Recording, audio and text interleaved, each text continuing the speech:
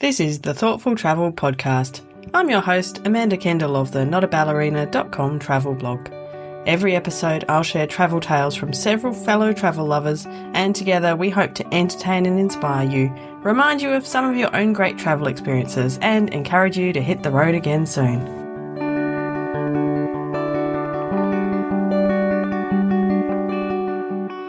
Hello and welcome to episode 400 of the Thoughtful Travel Podcast. Today we are having 40 questions for 400 episodes. Firstly, I want to pay my respects to the Whadjuk people of the Noongar Nation where I'm recording this podcast. Episode 400 seems like a milestone that requires some celebration and something a bit different. I haven't been a guest on my own podcast for quite some years, it turns out. I thought that the time my friend Catherine interviewed me was recent, but actually turns out to be 2021. So 5 years ago. Oops. This time I have enlisted my author friend Sasha Wasley to interview me, and I decided that to make sure that the questions were different, that what we did was something a bit unusual, I would have a chat with my AI friend Claude to compile the 40 questions for 400 episodes. I'm a fairly sparse user of generative AI, but I have been using Claude, who seems to be the more ethical of the common platforms, to help me with a few tasks that are otherwise really time-consuming, especially working with podcast transcripts, stuff like that. So as a result of that, Claude knows a fair bit about my approach to thoughtful travel and came up with some great questions. Some of the questions I kind of knew I would find hard to answer and almost changed them or rejected them, but I thought, no, let's play fair. It's good to be asked these things. So I hope you'll enjoy this chat. And I do like doing these every so often. It's kind of an interesting marker in time to see how podcasting and thoughtful travel and just me have all evolved over time. If you want to know some of my past thoughts, you can go back to episodes 90 or 100 or 240. I'll put some links in the show notes. Those are where I was interviewed by my dear friend Christy, by a lovely listener, Kati, and Catherine, as I mentioned, 5 years ago. So without further ado, here is Sasha asking me 40 questions for 400 episodes. The first thing I want to ask you is the guest you think about most, unprompted, months later. Yeah, actually quite a few guests sprang to mind, but the one that I still think about quite often years later, I got to interview this awesome guy in Kenya, James Mwenda. His job had been as a caretaker in a national park, and his specific role was looking after the last northern white rhinos, so the last of their species. He looked after the last male who died, now there's 2 females. And that has just struck me and he was so connected to them, and he was just such a nice guy. And just to have a job like that, I just couldn't fathom being involved with the last animals of their species. That's just, anytime animal stuff crops up, I think of James. What an amazing person. So what is an episode that you would genuinely tell someone to skip? This is such a mean question that I almost cut the question, but I then realized I have an answer. So back in the early years, it was a thing that people would put repeat episodes out at certain times of year to go on a break. And so I have a Christmas episode and a New Year episode that actually appear in the feed twice. So the second time around, you can skip them. Good to know. What was the interview that was the hardest to edit and why? A lot of them are hard to edit because people say lots of really cool stuff and I don't want to cut too much, but also my listeners don't want to listen to 3 hours. But one of them that sprang to mind was when I got to interview Paul Theroux, which was still one of my favourite interviews ever. I was terrified. I thought he'd be a grumpy old man, but I still desperately wanted to speak to him. But the interview was so good. And I think in hindsight, his sons would differ with his opinion, but we were discussing parenting tips of parenting sons and stuff like that. But everything, it was such a great conversation. I ended up having to put it across 2 episodes, but I still cut out a lot. So that was a hard to edit one. You have to keep that for the parenting podcast. Yes. What's a question that you've asked in nearly every episode without realizing it? I now realize it, but in the first few years I didn't realize, and now I do it really on purpose is asking people what is the travel story that they tell over and over, like the story that they pull out at parties or that they just find themselves telling people frequently. And I didn't really realize I was asking it at first, but then over time I realized that this is it's a question that always gets a great answer because people have like practiced telling that story in a sense. And so they're really, really good at telling it. And of course, if it's something they've told a lot, then it's a meaningful story for some reason. It's either, really touching or really entertaining or whatever. So yeah, that's the question I now intentionally ask a lot. Perfect. I can't think of a better question. What's the episode you wish you could re-record? Like basically every episode for the first 4 or 5 years. Is that too many? Possibly. I just how you get better at something as you go along. And as we were chatting before we started, I interrupt less than I used to. So that's one thing. And I just learned to ask better questions and the technology got better, so they sound better, like so many reasons. It's always a little stab when I see all my statistics. Every day people go back and obviously start from episode 1 and listen through, and which is great. I love it. But I always think, I wish you wouldn't start at the beginning because the more recent episodes are better. Like start from now and go back in time instead of starting at episode 1. So yeah, I would love to re-record most of them. I could just imagine you putting a little disclaimer on episode 1. I get better, don't worry. Look, you jest, but I actually have. I haven't finished this yet, but I decided to. I've re-edited episode 1, like to improve the sound quality a bit and stuff, and have drafted exactly that kind of a disclaimer to say that, hey, I know all you are coming back to listen to episode 1 and it's fine. It's not bad, but here it is, and I've tweaked it a bit so it sounds better for your ears. And as you listen through, it gets better. So yeah. Like George Lucas digitally remastering. Amazing. Exactly. Who's the guest that you've wanted for years but you've never been able to land? It's all my fault because I have a few guests like that are my kind of pie in the sky dream guests, but I have them on a list and I have never tried to land them because I guess I don't know if I'm not only afraid they'll say no. No, I'm not even afraid they'll say no. I'm afraid of what would happen if I actually had to interview them because I'd be awestruck and starstruck. But anyway, long preamble to say, the one that came to mind is Joanna Lumley, because she has done the best travel shows. I mean, I just think she's amazing and awesome in many ways, but her travel docos that she's done, I just know that we're like-minded, and also she's just had the coolest experiences, and she's an amazing speaker and just a cool person. So yeah, Joanna Lumley, if you're listening, hit me up. My God. That's a pitch I will listen to in my inbox. Cool. All right, I'm going to set you an assignment. You need to reach out to Joanna Lumley. You've hit 400 now. It's time. Okay, you're right. I know. I will, maybe.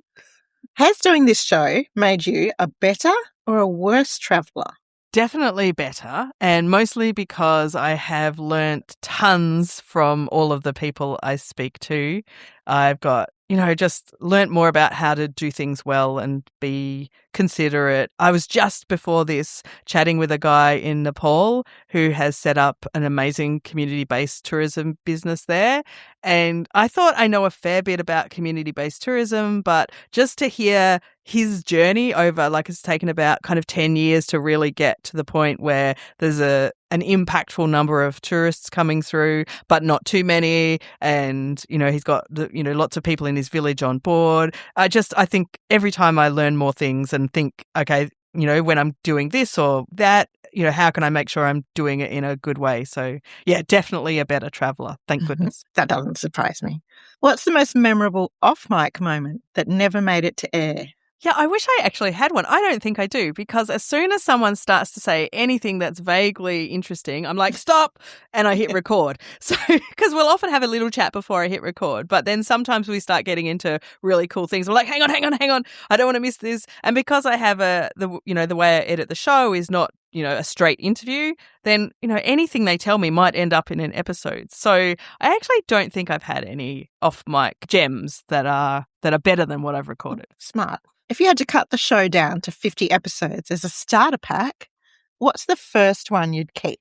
It's got to be that digitally remastered one, right? I'm lucky. It's a good one, that first one. Like, there's some good people on it, and it's not, I don't know, don't disgrace myself. But no, I was thinking about this, and I did one, must have been earlier this year for the 10-year anniversary, where it took me so long, but I picked out, I think maybe a dozen of my favorite conversations and favorite stories, just parts of them, but I put all of them together and, going right back to the beginning. And I think that is probably my all-time favorite episode. And it gives you a good flavor of lots of the different topics we talk about and the kinds of people I chat to. Good choice. What's a topic you've avoided because it felt too hard to do well? It's not that I've avoided this topic, but I haven't done it in anywhere near as much depth as I would like to, because I don't know, it's hard to get exactly the right guests and do it well. But that's Indigenous tourism. So in Australia, we have some really great Indigenous tourism experiences that I have come across through my travels and my work. And I keep putting it on my list to put together an episode that really showcases that. So I think it can be done well, but I just want to do it really, really well. And it's still on the list, put it that way. All right. Now I want some opinions from you. Is sustainable tourism a useful term anymore? Or has it been marketing washed to death? Yes, great question. And it's really hard to know if something you're doing is really a sustainable experience. And partly that is greenwashing and just overuse of a term that marketers think will attract tourists. And then also, like, what does it really mean to be sustainable and all of that? So I think it's a kind of a useful catch-all term to vaguely say that we're trying to do tourism well, but I don't know if it has any really specific good meaning. Yeah, because it's not quantifiable, is it? Yeah, you can't tick and say, yes, this is sustainable, because there's too many factors and nuances. And is this sustainable for this particular, wildlife? Maybe, but is this sustainable for the humans? Yeah. Is this sustainable for the landscape? There's just, if we were really sustainable, we would never travel. Yeah. Because like the worst part of travel is the traveling part to get there, really, that's badly impactful and we know it. But if we never went anywhere, would we want to help anywhere and save things? And, there's just so many tricky parts. And like in some of the conservation areas in Africa during COVID, when tourists stopped, then the poachers came back and, wildlife was threatened. So, the tourism was actually providing enough income that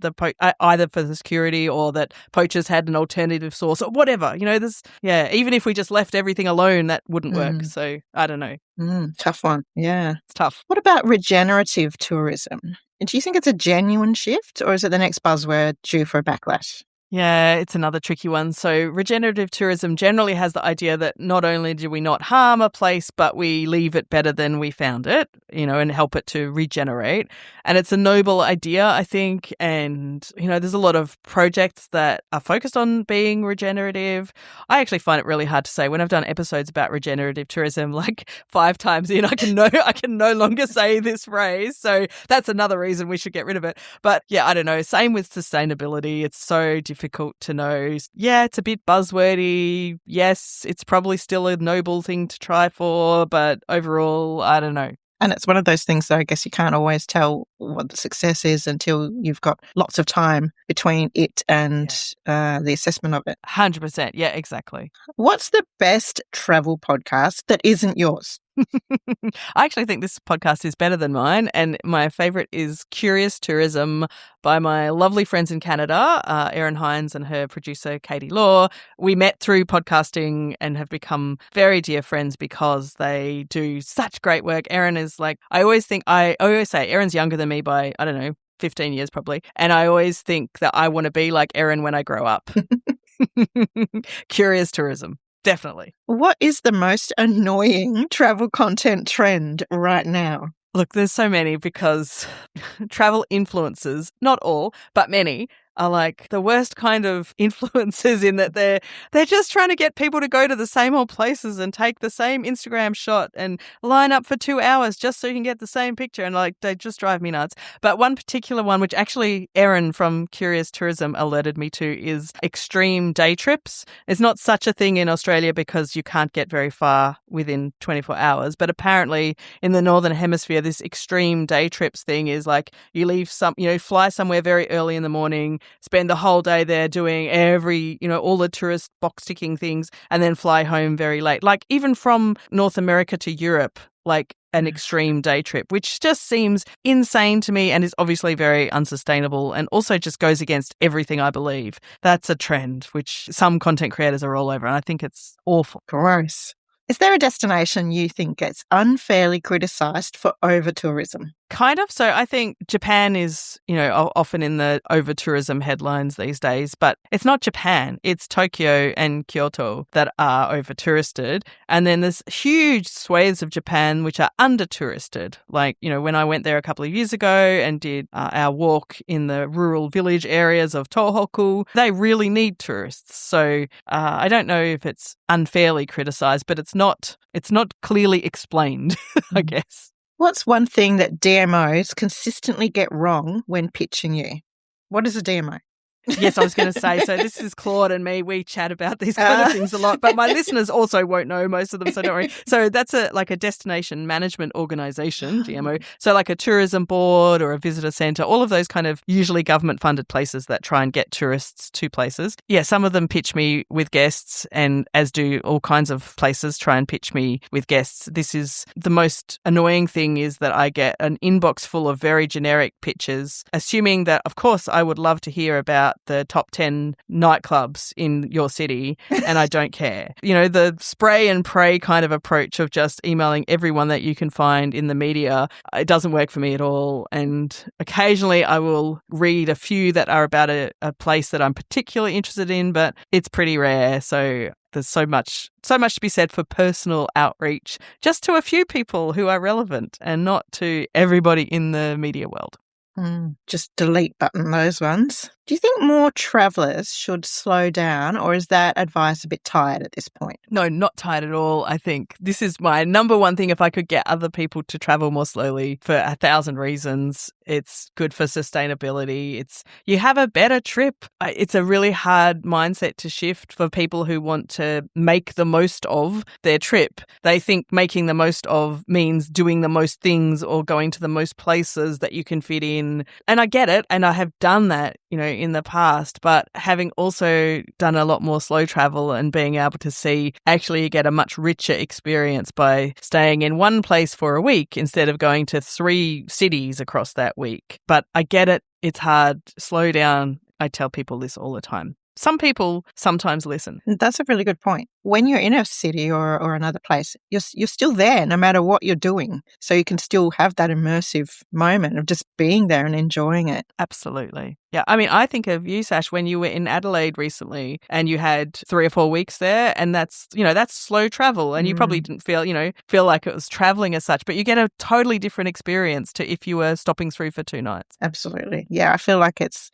almost somewhere I've lived now rather than. Exactly. Yeah. Is authentic travel, authentic in air quotes, even possible anymore? Or is that a fantasy we sell ourselves? I've long hated the word authentic because it is kind of a weird, but it's something I still want. I don't have a better word for it. But I was actually just interviewing a guy the other day, Marty, in Sri Lanka, and we were discussing exactly this, like what is authentic travel? And we decided that it's very authentic if you have friends in a place and you go and stay with them, and you get to see the place, but you also get to see it through their perspective. And that is like the most authentic way to travel. And I've had, the good fortune of being able to do that in lots of different places around the world. And he was the same. One of his approaches with his tour company in Sri Lanka is to do that same kind of thing. He gets to know people and gives them suggestions. And he's more like their friend in Sri Lanka who can help them, find the things that are interesting, but without being prescriptive or like having like a really detailed itinerary and stuff. So I think it's sort of possible, but it's hard to do. That's a great concept. I love the way he's approaching that. I know, right? It's such a great way to do it. And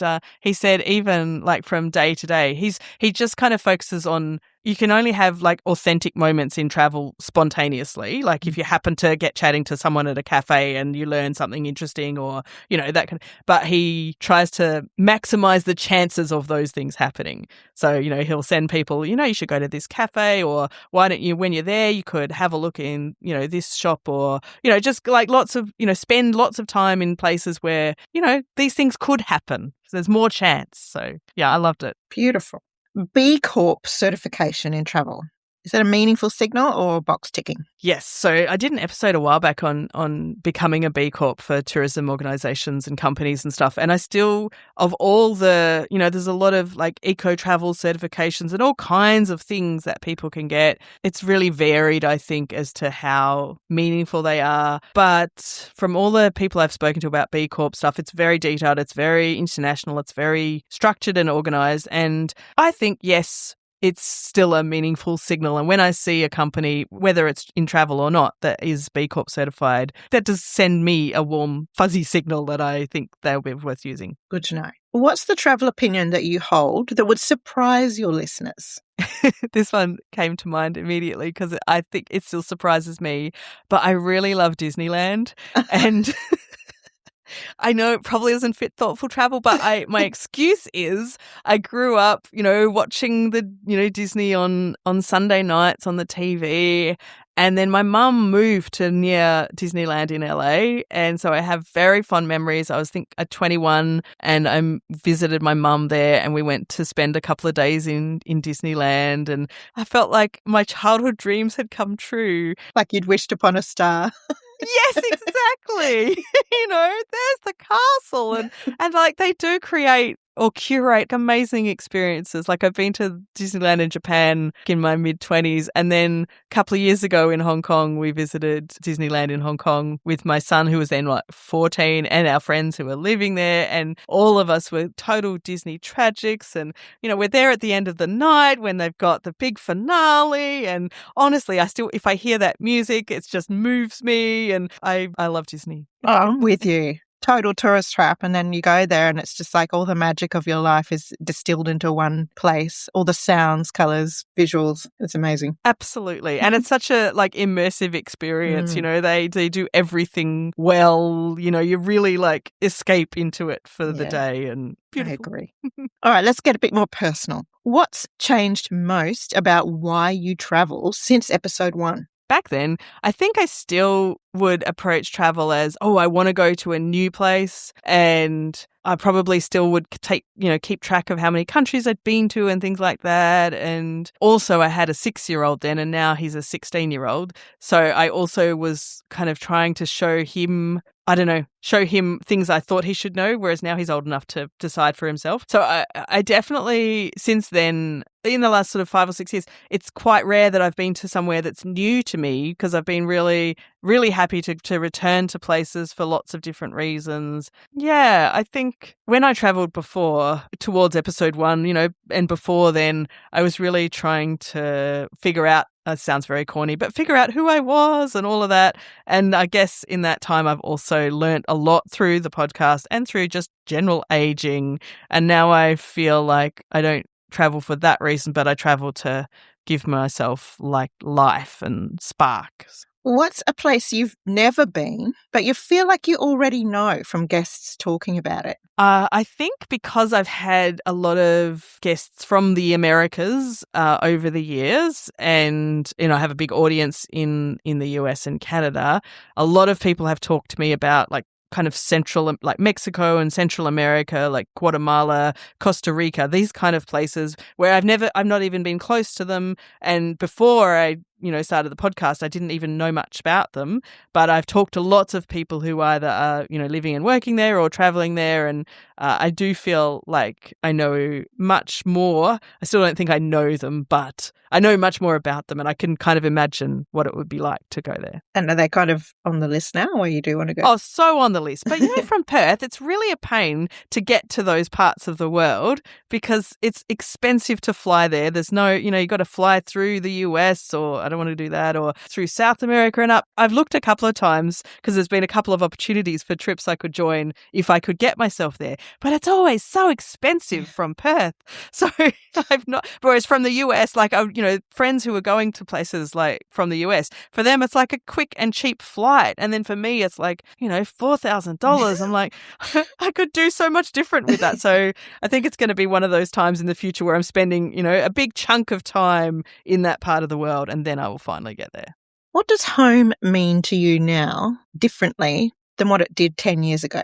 I didn't realize this until I thought about this question, but 10 years ago, I was still ready to move away again from Perth. I was here in Perth because I had a kid in school, so I will be here while my kid's in school, and then I definitely want to move away again. But I definitely don't feel that anymore. I feel like I've grown back into Perth, and I'm proud to live here in a way. It's not a great base in the sense that it's far to a lot of places, but it's a lovely base to have. So I feel much more like this is home in a way it didn't back then. And I don't know why. I guess it's always really interesting when I talk to other people, because most people I interview know nothing about Perth, have never been here, probably will never be here. So they often ask me, various things about it. So I've kind of felt like I've become a bit of an ambassador for my home city in a way that I didn't expect. And yeah, I guess it made me appreciate it more too. Cool. What was the moment that you knew this podcast wasn't a hobby anymore? I don't think there was ever like an actual moment, and it honestly never felt very much like a hobby, because a hobby feels like something that's just fun and easy and you fit in, you do it now and again. But this podcast was never, it's definitely fun, but it's never been easy, and it's always been a lot of work. But I guess to answer that question, in the first few years, the income from it was very small, and it's still not huge, but definitely it's much more of its own kind of business now. Now that the audience is bigger, I have better relationship with better sponsors, other kinds of things. So I think somewhere in there it flipped over into being quote unquote work, but not really work. Never feels like work. What's something about running a solo podcast for 10 years that nobody tells you? I think there's a lot, because I certainly never expected I would do it. But the number one thing that nobody told me about was the emails. Sometimes I'm on forums like on Reddit or something, and with podcasters early in their journey, and they'll be like, oh, how do you find guests? How can you get enough guests? And I'm like, have you seen my inbox? And it never occurred to me. And I still find it hard to deal with that there would be dozens and dozens of people every week pitching to be on the podcast, which is lovely. But also it means I have to read a lot of emails, and I can't just mass delete them, which I kind of would like to do sometimes, because also, some of the people are really, not appropriate, and they're just mass emailing like every podcast they can find. But there's also some of my very best guests have been just cold emails that have come to me. So I do eventually read them all, but nobody told me that there would be so many emails. What would surprise 25-year-old you about where this show has ended up? Probably everything, because even the fact that I've done it for 10 years, 25-year-old me did not have that kind of consistency or ability to imagine that I could do something for 10 years. Yeah, just some of the cool opportunities. Like it's led to so many things in other parts of my life, lecturing in podcasting, or the work I do with high school students, all sorts of stuff. I got to be at South by Southwest live recording a podcast episode. Like so many cool things have happened that 25-year-old me, I think, would be blown away. That's pretty awesome. I'm very lucky. I've now got a few quick reflex, one word or one line questions. That's all you get to answer in, okay? I'll do my best. I'm not very good at short answers, but I'll try really hard. Window or aisle? Well, very briefly, window if the flight is under 3 or 4 hours, aisle if the flight is long. For bladder reasons. Correct. And also just get up to walk around reasons. Yes. Guidebook or no guidebook? When I was in my 20s, guidebook all the way. I have not travelled with a guidebook as my main thing for many years now. I would actually like to try again. A friend of mine's just started a YouTube series on analog travels and like actually traveling using a guidebook only. I'm tempted to try. Yeah. What's the best travel meal you've ever had? No thinking about it.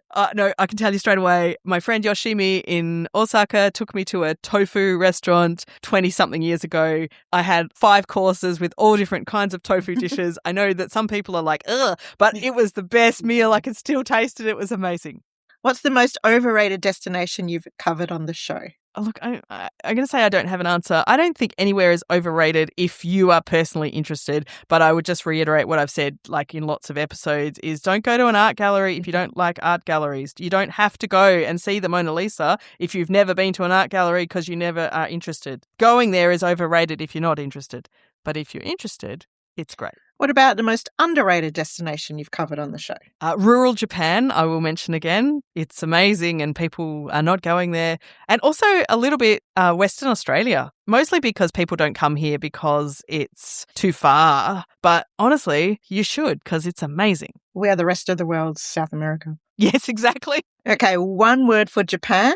Amazing food. Oh, sorry, 2 words. Food. One word for Slovakia. History. One word for Germany. Punctuality. Honestly, when I worked in Germany, I could not believe the punctuality of my students. It was different. In Japan, they were very punctual, but they would arrive in drabs before. They would always be there by the starting time, but they would come at various times. In Germany, I actually had to ask my students one day, are you all like meeting around the corner and then you arrive at my class together at exactly the right time?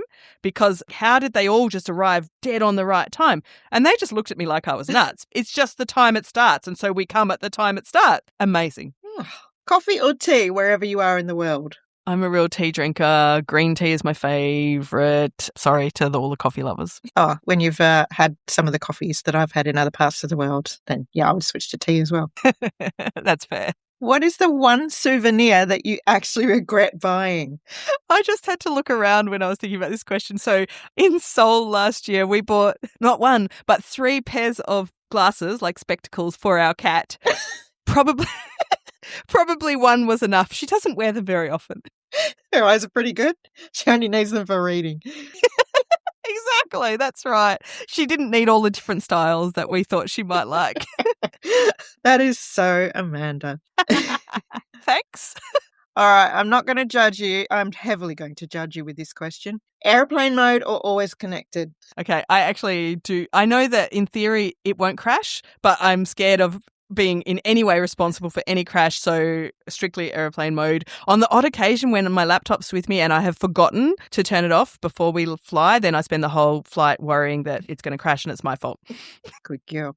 Best form of transport you've ever taken? Quick answer. Trains, but specifically the Trans-Siberian train. Oh, wow. I would tell you more, but you said it had to be a quick answer. Okay, I'm gonna let you off and tell me more about that one. It's the best trip ever, probably, I've done. Vladivostok across to Moscow. We were the only foreigners on the train. I got to speak. We had cabin mates from, they'd come and go from all over Russia. Some of them would hop in and have their vodka on the top bunk and go to sleep. And some would chat to us. And we met kids we were playing chess and Snap with and using our little phrase book because this is, pre any technology. But honestly, most amazing trip. You really understand how big Russia is when you take the train all the way across it. Well, that sounds like something that was very much based on who you are rather than just the actual, because I know some people who would absolutely hate that experience and would not play Snap with other children or let people sleep in a vodka-induced coma on the top bunk. I guess not. I guess that, when you put it like that, I guess that is my unique version of best transport. Yeah, I love it. All right, let's shift to forward-looking about the show now.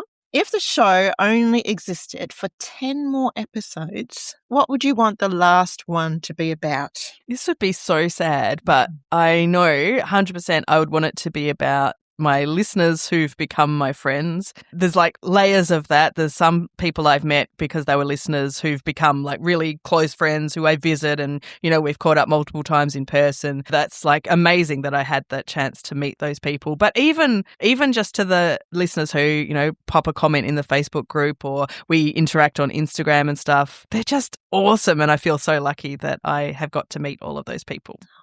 What's one thing you want to do with this podcast that you haven't done yet, apart from Joanna Lumley? Well, actually related to my listeners thing, I have always wanted to have, and I've done a little bit of like listener meetups and stuff, only in Perth though, and I would love to kind of do that more systematically or more around the world a little bit, or even some online ones, and I haven't yet quite found the right way to do it, but I just know that a lot of listeners would get along well because they're really like-minded, lovely people. So it just something like that, we have a community within like social media, but to make that more real world would be cool. That would be cool. What do you hope that people feel, not learn, but feel after listening to an episode? Oh, I mean, I hope they feel curious, I guess, and happy and optimistic on balance, even though sometimes we talk about some heavy topics, but yeah, curious and happy. I think from listening to episodes, I feel hopeful when I listen to it because I feel like there is some possibility, there are other people who want to do the right thing, and there is possibility that we can get through this as a human race and still be able to meet each other and see new places. I love that. Yeah. And hopeful is exactly right. That's exactly what I would like people to feel. Oh, good. Because that's what you're achieving. Finish the sentence. Thoughtful travel means... Oh. After 10 years, I still think I'm trying to define it because there's so many things. A short answer is thoughtful travel means striving to travel in a way that's good for you and good for the people and the places that you're visiting. Oh, perfect. Yeah. And I think that's why it's a way better word than doing the sustainable travel podcast, because it's not just about, sustainability, as we discussed, has got so many compromises to it these days. And the idea of thoughtful, that makes you stop and think, like it literally makes you stop and think, what does that mean? Yeah, and I like to think there's no, you can't measure being thoughtful. It's not about attaining a level.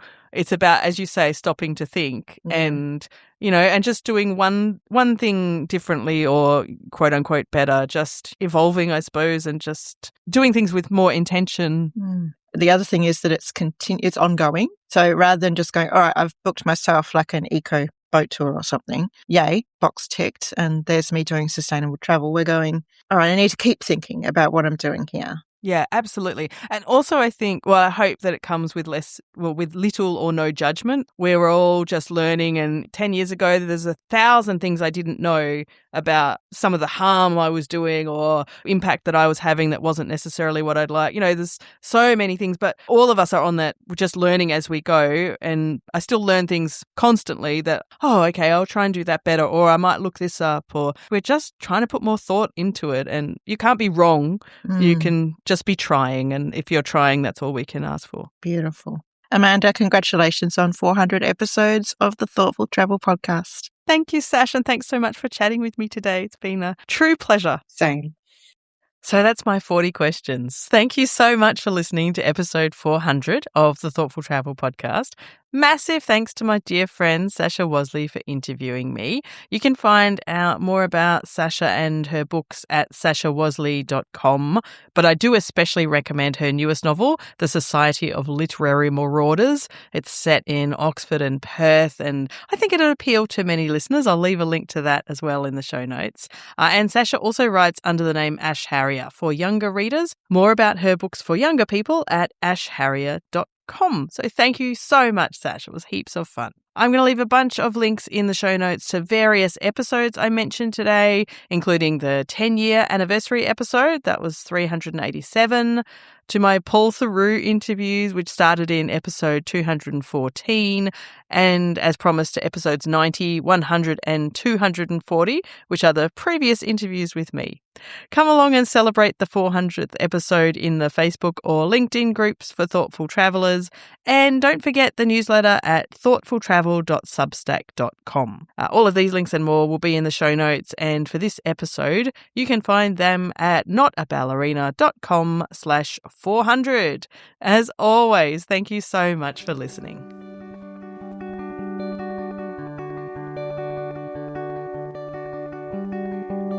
This has been another episode of the Thoughtful Travel Podcast. Show notes and other information are at notaballerina.com/podcast. Join me again soon for another chat about why we travel. Bye for now.